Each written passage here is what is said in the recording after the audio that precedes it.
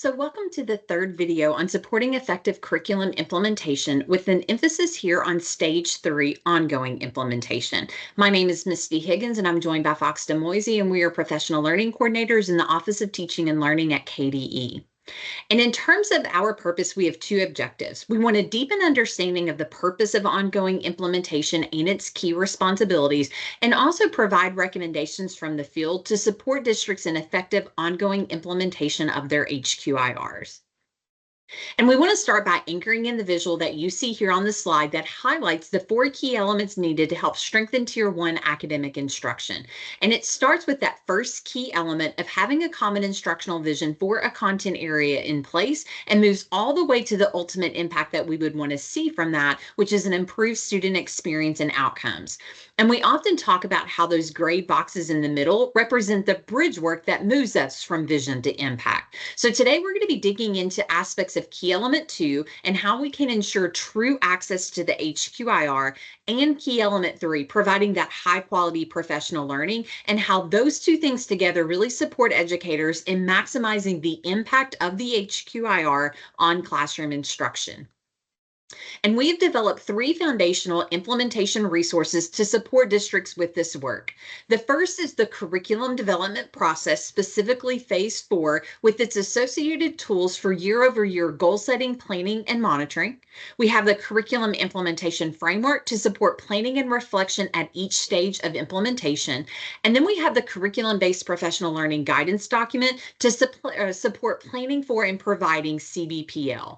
And you can access these resources on kystandards.org on the Model Curriculum Framework page.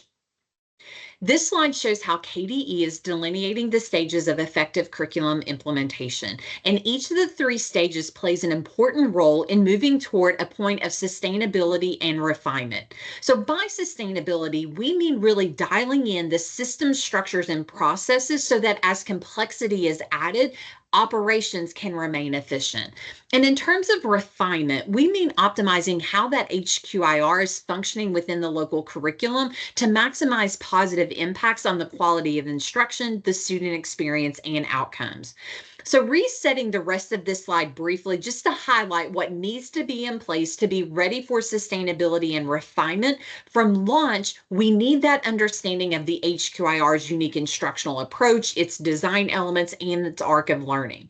Then from early implementation, it's that understanding of the resource more fully at the unit and lesson level through experience it as intended and designed, or what we might refer to as with fidelity. And then knowing the resource as designed, it prepares us then for making smart adjustments in ongoing as we then implement with integrity. And this means that we know that resource well enough that when we enter the space of refining how we are using it in ongoing implementation, we understand the impacts of our actions on the quality of the resource and ensure that we are not inadvertently doing things to undermine that quality.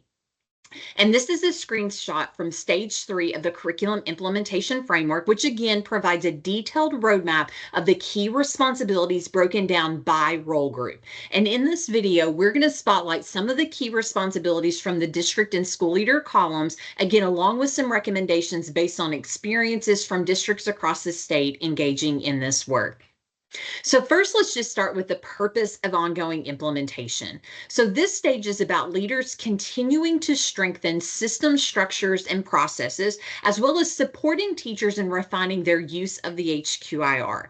Teachers take increased ownership to meet the needs of all learners through making smart adjustments to the HQIR, and students are also taking increased ownership for learning and engaging deeply with peers and grade level content and tasks.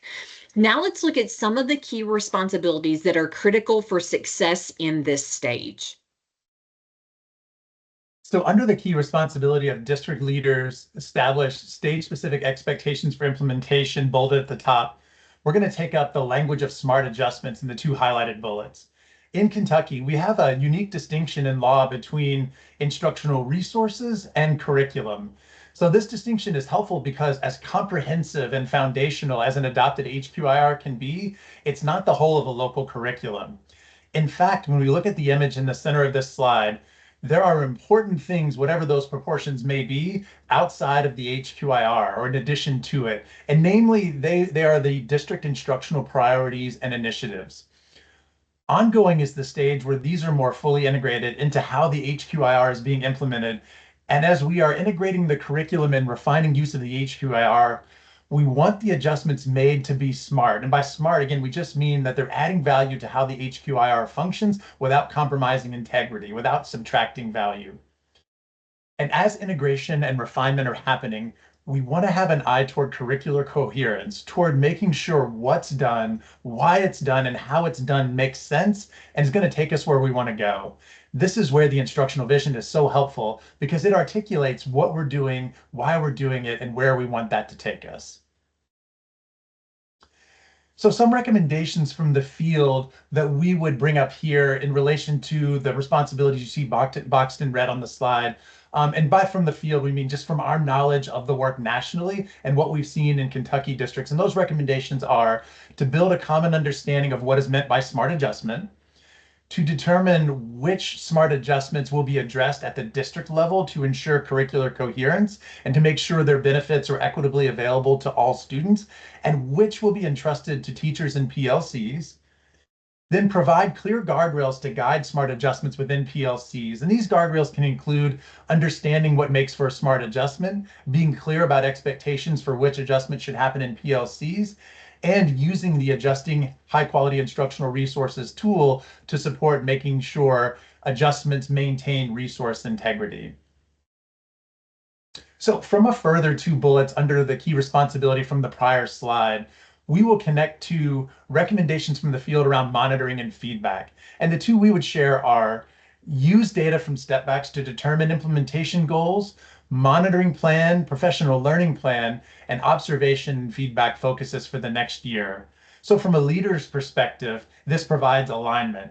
And then from a teacher's perspective, when the feedback a teacher receives aligns to the PL they've engaged in and to the district's implementation goals, this creates a sense of coherence.